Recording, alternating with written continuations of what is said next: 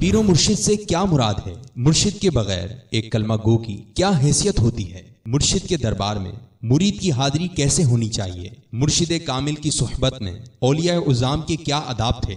मुर्शिद की हयात में या बादज विसाल फैदान मुर्शिद का हुसूल किस तरह मुमकिन है? असल सवाल ये है कि मुरीद को कैसा होना चाहिए।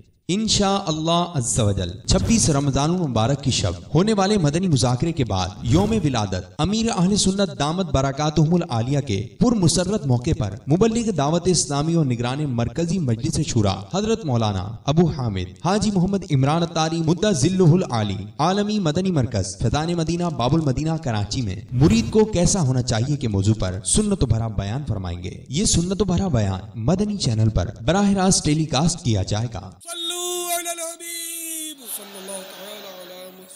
मुझे अपनी और सारी दुनिया के लोगों की इस्लाह की कोशिश करनी है।